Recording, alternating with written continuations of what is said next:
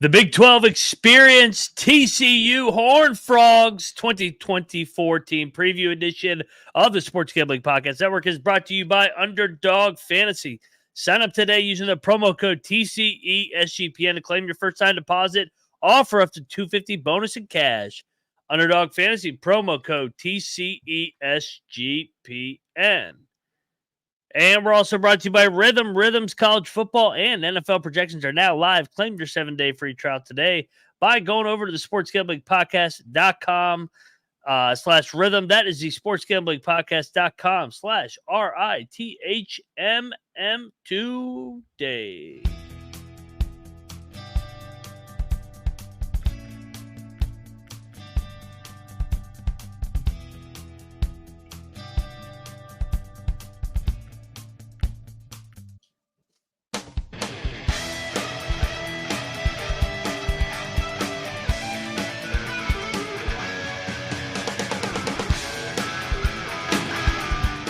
And welcome everybody into the Big 12 College Experience, part of the Sports Gambling Podcast Network, TCU Horned Frog team preview. Disappointing year last year, of course, 5-7 coming off the national championship runner-up the year before. Year 3 of the Sonny Dykes era, we'll talk about it. First off, I am Moneyline Mack, aka the former video coordinator for Bob Huggins and Frank Martin. So we're talking Big 12 football, which means we're joined by a walking contradiction because he was born in Provo, Utah. He's got family names Iowa. He lives in Morgantown, West Virginia. Co-host of the Ryan and Rush show, Rambling Rush. Rush, what is going on, man? Enjoy covering this TCU team. I mean, from growing up being a BYU fan, always enjoyed not as a BYU fan. I didn't enjoy getting matched up against them because they'd always beat us. But from the general sense of Mountain West football, always enjoyed watching them. I remember I went, I think it was 2006. I was at the BYU Boston College game in Provo. I think Matt Ryan was starting for BC then. And this was TCU's first year in the Mountain West. And all of a sudden over the speakers, we hear TCU has defeated whatever number they were at the time, Oklahoma. And we went nuts. It was great. So, hey, this, another team that's deserved to be in a power conference, joined, along with West Virginia. So, hey, with their potential old Mountain West matchups, and then of course their Texas matchups, it's always fun seeing what they're capable of year in, year out. So curious about this team this year. Have no idea what they're going to be. Yes, which means that they're probably going to go to the national championship because we didn't know anything 2 years ago.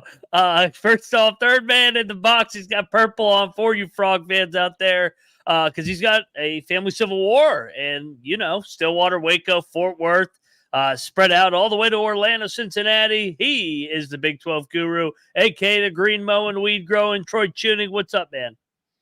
I think Sonny Dykes is going to have to prove that he belongs with the Matt Campbells and the Mike Gundys and whatnot, and maybe pull a couple of wins out of his ass that people aren't expecting here. We know with the experienced quarterback, he was able to catch, fire in a bottle for basically a whole season and almost win a national championship. I mean, they get blown out, but they get all the way to the last spot. And then kind of quiet since then. Very, very Dave Aranda-esque, just kind of disappearing from the face of the earth here. He's going to have to show that he can, work with some of this. I mean, when you look at their depth chart, the talent doesn't really stand out as much as some of these other Big 12 teams. So it's going to have to be, culture and coaching here. And I don't know. We'll have to see from Sonny Dykes. We've seen the best of the best and maybe the worst of the worst. So maybe we get something down the middle. Maybe we get, light a fire to the fart or something like that. But this is going to be an interesting year for the Horned Frogs. That's for sure. Let's talk Sonny Dykes. 13-2 year one. They pull off the upset against Michigan. They get absolutely drilled by Georgia in the national championship, as everybody remembers, but still a hell of a first year. Last year, disappointing, 5-7.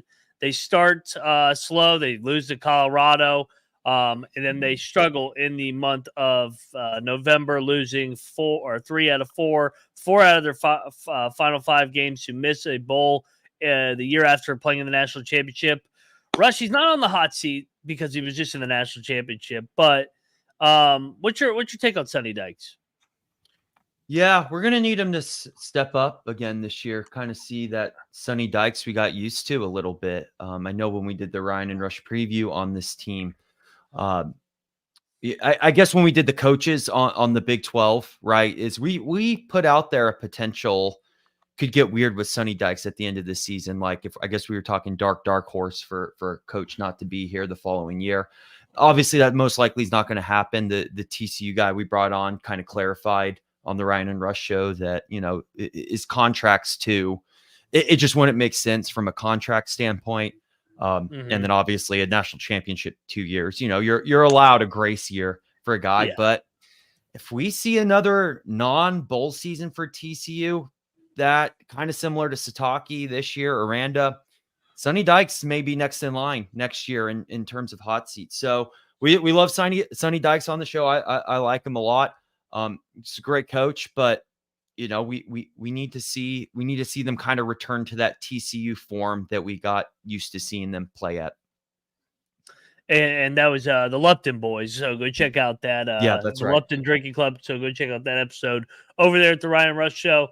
Troy, your takeaways from Sonny Dykes so far, up and down tenure. And by the way, he did a good job at SMU before he came over to TCU as well.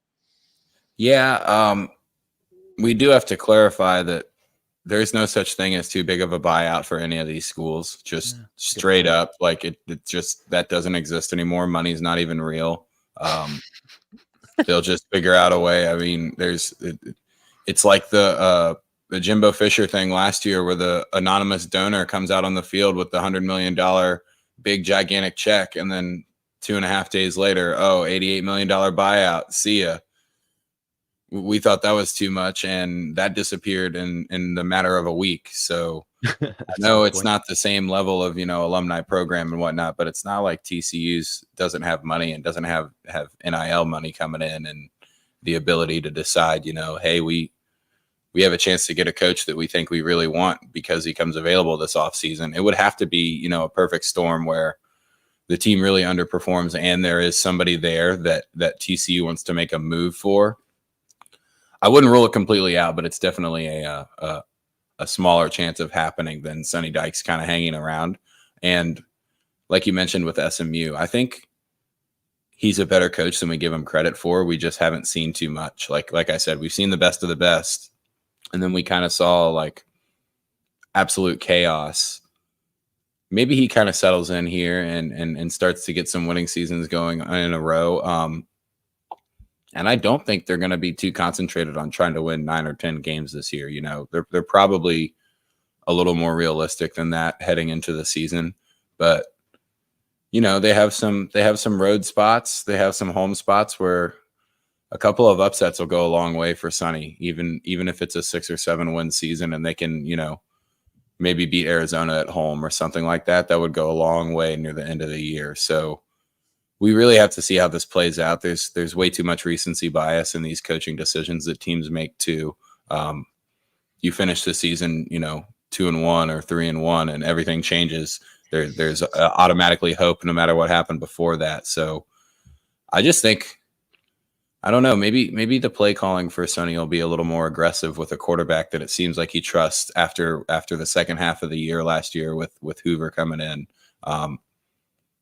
And we saw that with Duggan too. They weren't afraid to push the ball, knowing that eventually they were going to have a couple of drives that ended up in scores. So hopefully they're not playing ultra conservative, but definitely some worries on both sides of the ball. And they did miss Riley, who took over the Clemson offensive coordinator after leading that offense to the national championship. So that was a big void last year.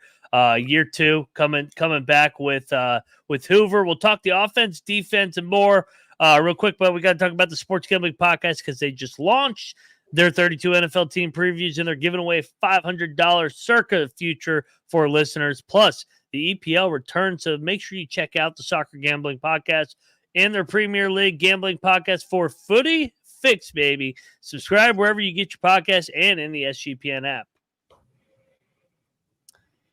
All righty, back talking TCU Horned Frogs. Let's talk offense because the reason they had that special year a couple years ago was because of the offense led by Max Duggan.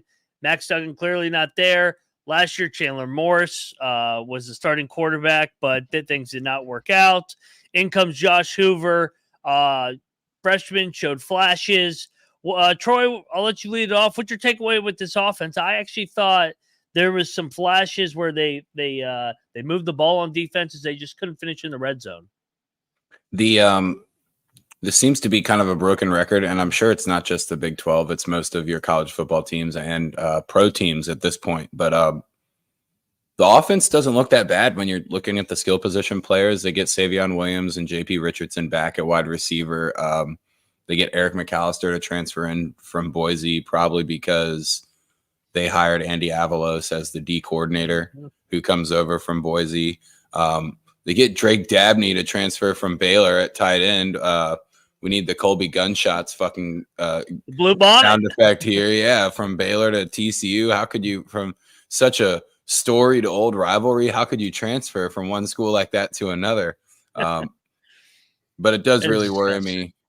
Yeah, it's gross. It does worry me looking at the depth chart and seeing left tackle, left guard, center, right guard, all transfers. Not really any kind of cohesiveness that we could see from one year to another. I mean, 4 transfers and 1 carryover. That's 5, basically 5 new offensive linemen. The one guy is going to have to learn to play with the other 4 that they've never played with before. So that does give me a little bit of a worry for the offense. Might be a bit of a handicap, but I think they'll probably look about the same they did on offense as they did coming down the stretch last year. Yeah, when we talked about it with Lupton Drinking Club, they're happy with some of the skill guys they brought in, and those that they were able to maintain. He definitely seemed a lot more uppity about the skill positions, and we definitely saw that decline last year from the TCU of 2 years ago.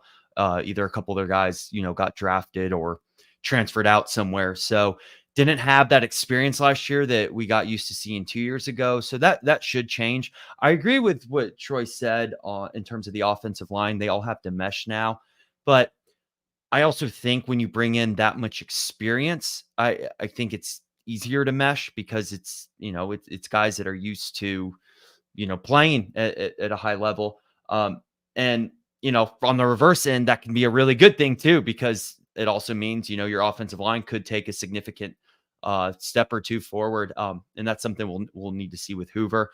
I think it's a big benefit, as we talked about earlier, that Morris is not the quarterback, and maybe we blamed Sonny Dykes for things that really was more the quarterback's fault. And Morris, I mean, when Duggan came in, that completely transformed their team.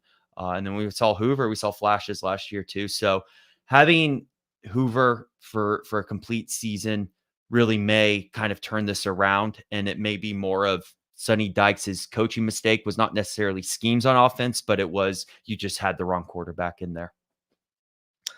And offensively, offensively they showed flashes. Defensively, they were awful. That Colorado game was a preview of what was to come. New defensive coordinator, Troy alluded to, Avalos, taking over from Boise State.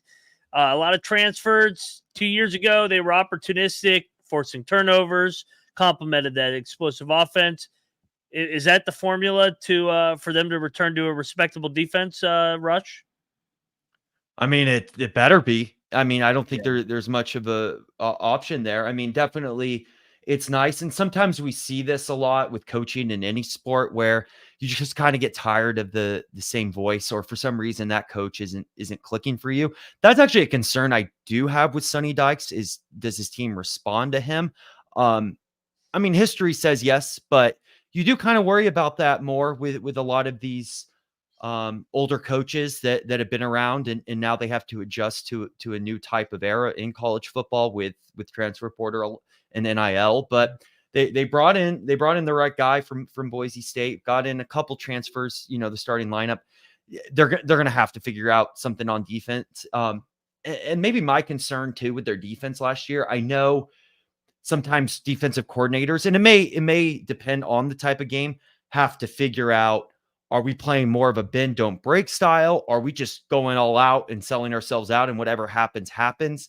It definitely seemed like TCU kind of got caught in the middle of that last year where they didn't really know what they were doing. And if they really trust their offense, I mean, you can play that bend, don't break style, but when you get, trade field goals for touchdowns, but when you start getting, within that 40-yard line, I mean, you eventually do have to not break. And we just saw that too many times last year with TCU. So you can go that way, but there is something about just saying, hey, make them beat us. And I think with this defensive coordinator, I think that plays better, and that type of scheme plays better to the defense. You can't get caught on their heels, and they just got caught on their heels too many times last year.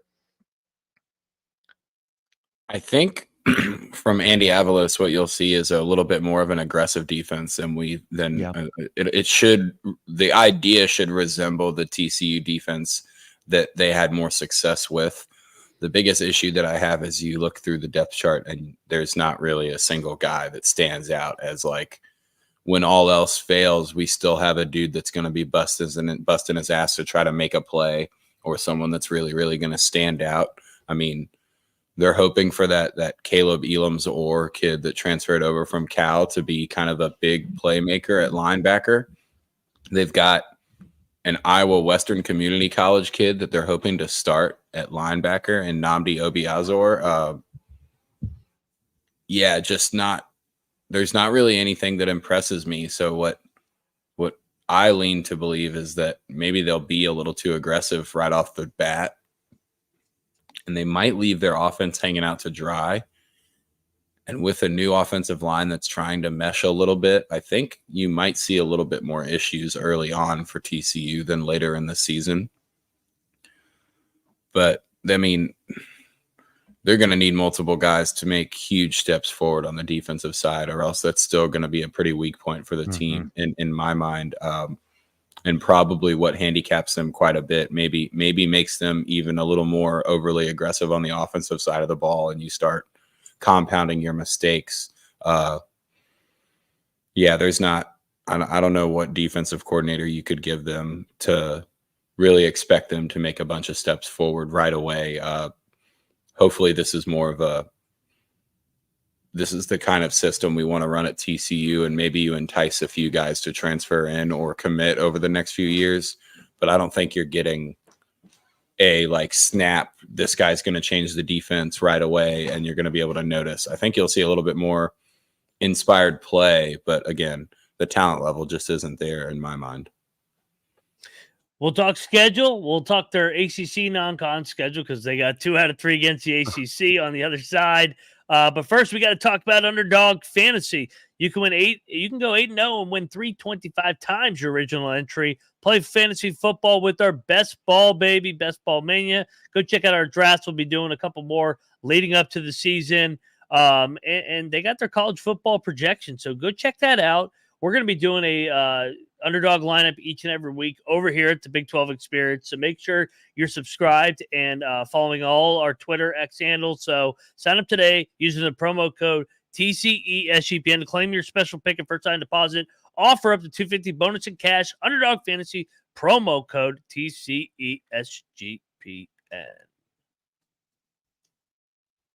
All right, let's talk some Vegas odds, futures on these frogs, because where are we at? The over-under win total set at 7.5, 21 to 1 to win the Big 12, 501 to 1 to win the national championship. We were talking pre-show. It's kind of identical to what it was 2 years ago. Early lean, I think they're in that 7-8 win range. Rush, where's your early lean? I think it's more likely they go 6-6 or 7-5 than it is that they go 8-4. I'm leaning towards that under. Troy?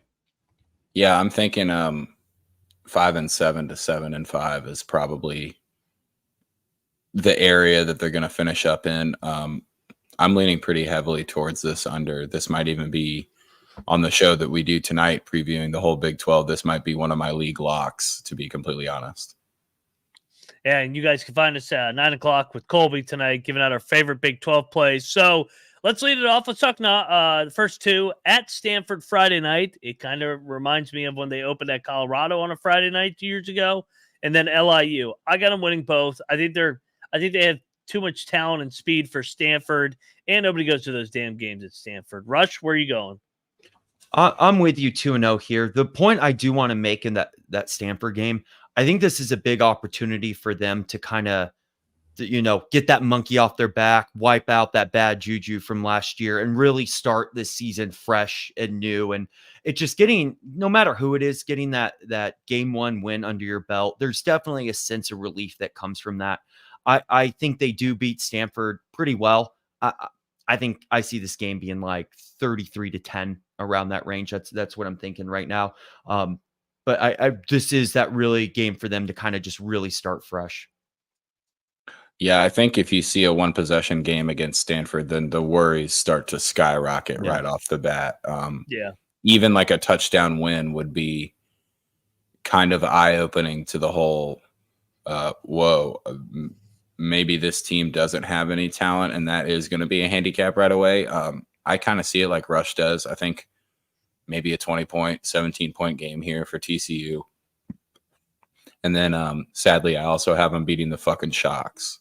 Yeah, the Shocks in week 2. This is a huge game Big right game here. Week 3, UCF comes to them for the Big 12 opener because they got SMU on deck. I got to see it from UCF that they can win on the road. I'm going TCU. TCU last year was good at home still, even in a down year. I got 3-0. How about you guys? I think this game is for both schools is winner might hit the over, loser hits the under. Like I could even see in this being a type of game where the loser of this game probably finishes around 6-6. The winner of this game, because of that momentum, they're actually able to grind out another win and finish closer to 8-4. This is a coin flip. I'll go home team here. I'll take TCU. I'm with you, Ryan. We still need to see it from UCF if they can win on the road, and it just feels like this is a TCU bounce back spot. I'm leaning TCU here, but it's more because they're the home team. I'm kind of the other way around. I need to see TCU make a single fucking tackle against a team that knows how to run the ball. And I really don't think they can. I don't even know if this is a game, to be honest. I think UCF probably wins by multiple possessions here on the road. Wow. UCF has a good quarterback and TCU has an average quarterback, and it's going to be a lot of like neither one of those two defenses is going to bail either offense out on a regular basis. It's just going to come down to who's executing that day. And I think UCF has the ability to still score points if the quarterback's not executing. So because of all of that, I think UCF runs the ball and beats them. You know what? I'm going to Benedict myself. I think UCF wins this game too. You convinced me, Troy. I actually agree with you. All right, so you guys got 2-1. I got 3-0. At SMU, at Kansas. That game is at Arrowhead, so it's kind of a road game. SMU, their crosstown rival, the Sonny Dykes Bowl, the Iron Skillet. I think SMU gets them this year. I think they're finally going to get them here. I think TCU drops both road games here, so I got them 3-2. I'm going to have them go. Oh, sorry, Troy. Go ahead. I was just going to say, hasn't the team coached by Sonny Dykes always won the SMU TCU game? Yeah, but I think this is the one that SMU is going to get. I think they're better than TCU actually this year. That's not the system play though. All right, so I'll give Kansas the win over them though. So I'll have them going 1-1 in these back-to-back road spot here. I'm actually going to have them on a 3-game losing streak to UCF, SMU, and Kansas, going 2-3, and panic starts to set in a little bit. Houston, week 6, win for me. Win, Troy. I think this is one that Houston has a shot to get. Yeah. I don't know if I'm going to give them the win straight up, but this is probably one that Houston road spot. They might get too many points here. We might be on the Cougars points, but the TCU outright. I'll give them the win, but again, I would circle this like heading into the bye as a very dangerous letdown spot after a possible back-to-back road double loss. I don't know if TCU has it in them to respond like that. And I don't know. I think Willie Fritz might be better than Sonny Dykes. Oh, I agree with that. I think TCU's got more dudes. So 4-2 for me. Troy's still 4-2. Rush is 3-3. Then they get a 4-game stretch here at Utah. That's going to be a loss. Texas Tech, at Baylor, Oklahoma State at home. I got them going 2-2 in this stretch. So I got them. I think they beat Tech at home. The home team always wins that game. And I think they win either in Waco or they beat Oklahoma State at home. So 2-2. That puts me at what? 6-4? 6-4 with 2 to go? Yeah, I have them. I think they could win either the Tech or the Baylor game out of these 4. So I actually have them going 1-3 in this kind of a tough stretch here, just because that Baylor game's on the road. But I do think that TCU has a better chance at winning that Baylor game on the road than they'll probably be given credit for. Luckily, it's not Tech on the road and Baylor at home, because those TCU Baylor games seem to be close no matter where the location is. But going to Lubbock against Tech I think I would have leaned more towards Tech. This is one of those, I think they're pretty similar teams. I'm just going to go with the home team. But 1-3 here, losses to Utah, Baylor, and Oklahoma State. So you have them 5-5. 5-5. Yeah, loss against Utah, even though they have a bye before that. I'm leaning towards Tech in this game too. I'm going to say loss. I think they'll beat Baylor, and then just like Troy said, 1-3 after this. So I have them at, what is 4-6? Yep. Then they finish Arizona at home and then at Cincinnati.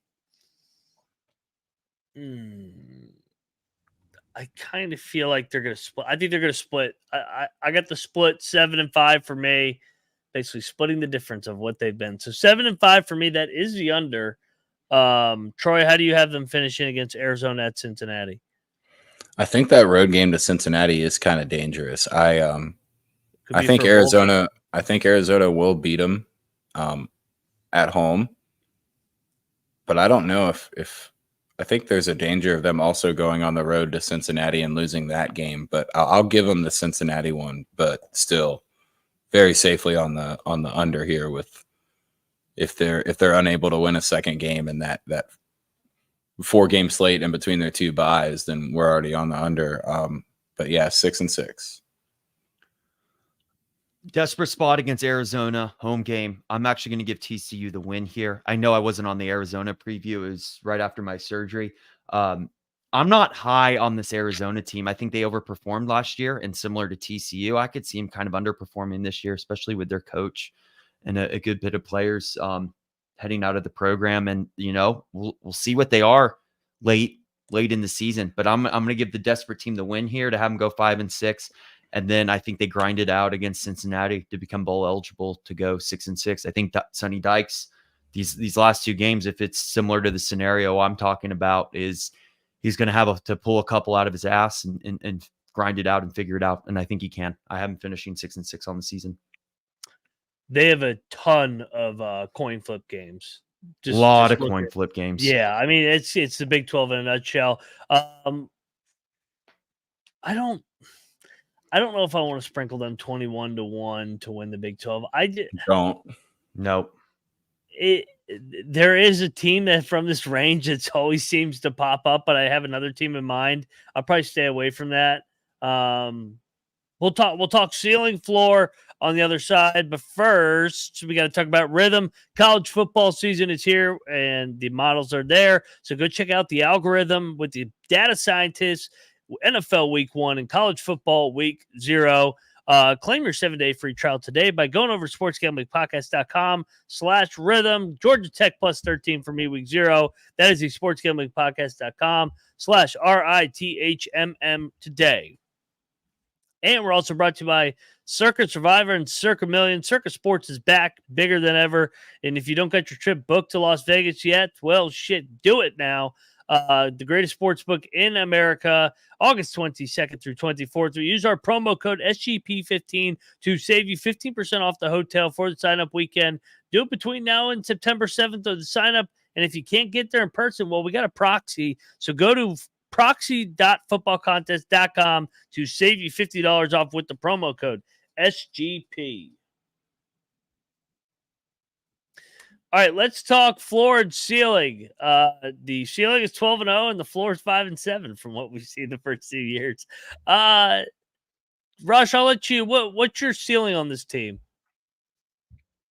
So something about this over/under win total, and as we know, we've seen this in the past with Vegas, is when you initially look at this, right? You say 7.5. And we all have recent memory bias. So you're like 7.5 with this TCU team, and Vegas knows that you're going to think like that. So yeah, I honestly, part of me thinks Vegas is leaning towards that 8 wins. Yeah. Like I said, if they beat UCF, even though I'm leaning towards the under, they could grind out 8 wins here. So I'm going to say 8-4 for the ceiling. Yeah, I think from a 6-6 standpoint, if they were to be able to get UCF and then maybe also both Texas Tech and Baylor and pick up 2 more wins, 8-4 isn't crazily out of the picture. But again, if your ceiling is half of a game over that over under, I would think about just staying away from it. If you didn't want to bet the under, I'm sure it's juice to the under. Like, it seems, I would think the 7.5 is trying to run people away from hitting an easy under on 6.5. That could be too. An easy over on 6.5, and maybe maybe it does come down to that Cincinnati game where they're already at 7 wins and they've got a chance to go to 8 there. But I don't know. Some of their road games are not. I mean, Kansas, not a true road game, but Utah, Baylor, SMU are going to be rough on the road. The over 7.5 is plus 125, so it is leaning towards 7 and 5. My ceiling, I'm gonna go 10-2. I actually think there's a high variance with this team because outside of at Utah, they're not really a big dog or really like more than a field goal in any game, because at Stanford they're favored, LIU they're favored, UCF they'll be favored at home probably by field goal, SMU probably, Kansas probably dog by field goal, Houston be favored, Texas Tech be favored, at Baylor toss up, Oklahoma State at home's a toss up, Arizona at home's toss up, at Cincinnati they'll be favored. So I actually think there's a world they get to 10-2, it would be all the breaks go their way, kind of like 2 years ago. But I think that's why I'm on the 7 and 5. The floor for me would probably be last year 5 and 7. I think they have too much talent to be like 3 and 9, 4 and 8. I think they have too many good skill position guys. And they also have how many home games? They got 6 home games. I mean, so 10-2 and 5 and 7 for me for my floor to ceiling. Rush, your floor. 5 and 7. You're right. I mean, there is too much talent to lose more than 7 games. 5 and 7. Yeah, the only I see, maybe I gave them the win at SMU and at Cincinnati. Maybe they lose one or both of those games, which for me would have them at 4 and 8. But I think 5 and 7 is probably, like I said in the very beginning, this is a 5 and 7 to 7 and 5 team 99% of the years. TCU Horned Frogs, baby, from the national championship too. Man, they better make a bowl game and not miss bowl games back to back. So that concludes number 12. If you look down there on youtube.com/the college experience, we got Tech, UCF, Utah, West by God, Virginia. So we are 75% done with our previews. Troy, what you got going on between now and 9 o'clock? I'm about to go take a nap. There you go. Yeah, that's a good way to do it. Rush, what you got going on? We're on podcast tonight, Ryan, but right before Colby's CGA Nation. I'm going to be going on there, talking Big 12, talking West Virginia. Looking forward to that. Check us out. We release today? Texas Tech preview, which the team we have tomorrow had the Gambling Gotchas on, Ryan and Rush show. And then we have UCF tomorrow. And then we should have Baylor on Friday, working backwards from West Virginia's schedule now. So we finished all the teams West Virginia doesn't play. So we're getting there on the Ryan and Rush show. And that's great too, because we have the local media guys on too, to kind of go more in details about their team, obviously, since they cover them. So a lot of Big 12, a lot of storylines. Sometimes I feel like we're all talking in circles a little bit, but hey, Yes. Week 0 is almost here. So let's grind it out, everyone. Talk a few more storylines for another 10 days, and then we'll have some content. We'll have some relief. So appreciate all the support, everyone. Love you guys. Can't wait. And go check out the college basketball experience going live here in 20 minutes with the head coach of the Towson Tigers, Pat Scarry. And go check out the college football experience. We talked about it. All three of us will be live there 9 o'clock Eastern with Colby, breaking down our favorite Big 12 win totals. And go check out all the 134 team previews as well. Like, subscribe, FCS experience. TCU fans, go check out the Long Island Shocks. I'm sure there's a team preview over there somewhere. So go check out the Ryan and Rush show. We talked about all the Big 12 previews and content we got going on. 4 teams left. This is the Big 12 experience. He's at Troy Chewning. He's at Rambling Rush. I'm at Moneyline _Mack. We are the Big 12 college experience, and we are getting out of here.